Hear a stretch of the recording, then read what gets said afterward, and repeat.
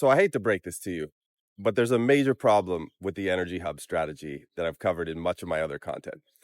A problem I haven't yet discussed. You see, with certain building types, typically manufacturing, food processing, and cold storage, there just isn't a big enough building footprint for solar to make a real dent in the utility bill. Now, let's take a building like this one behind me. Outfitted as a cold storage facility, the bill here might be $100,000 a month.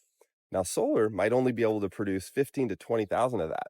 And frankly, this is a deal breaker for most building owners. Now, when I was just starting out in the energy business, I learned this the hard way, probably 100 times over.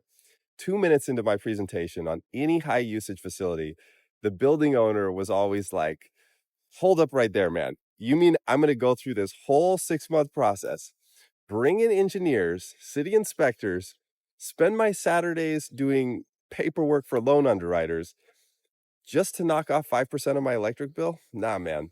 That's crazy talk. That's like doing a juice cleanse for 30 days to lose 2 pounds. I don't have time for that. But here's what's different today compared to, say, 5 years ago, even 2 years ago. Here's the thing that 90% of EPCs aren't telling you: solar doesn't have to be the quarterback anymore. It doesn't even have to be the starting running back. Let it be your special teams guy. You know, the guy who runs down the field at 100 miles an hour just to hit somebody. Let solar smack your peak demand charges like your utility owes them money. Your every down powerhouse in situations like this, that's your fuel cell. Now, today, I'm going to show you how you can develop an on-site power generation system at this 130,000 square foot cold storage facility without solar doing one bit of the heavy lifting. And I'm going to show you how to slash a projected $1 million a year electric bill by 50% in the process, all with nothing out of pocket. So let's start by breaking down the property. This is 2929 Imperial Highway, Brea, California. 131,000 square foot concrete tilt up, just constructed, on the market for a cold storage owner user. Located in Southern California's Edison Territory, just off the 57 freeway in the heart of Brea's industrial corridor. Now, the U.S. Energy Information Administration projects energy consumption at this facility will be 29 kilowatt hours per square foot per year if it's utilized as a refrigerated warehouse. Now, translation: year one electric bills are likely to total $1 million. And if rates keep going up at just 4% a year, and you know they will, that's $29 million over the next 20 years. $29 million. How is that even a real bill? That's more like getting trapped in a hostage negotiation. So you want to buy this place and put your energy costs in check? Here's the game plan. Step number one: you drop in a 440 kW fuel cell, comes in a shipping container, parks behind the garages right here like a food truck that serves up electrons.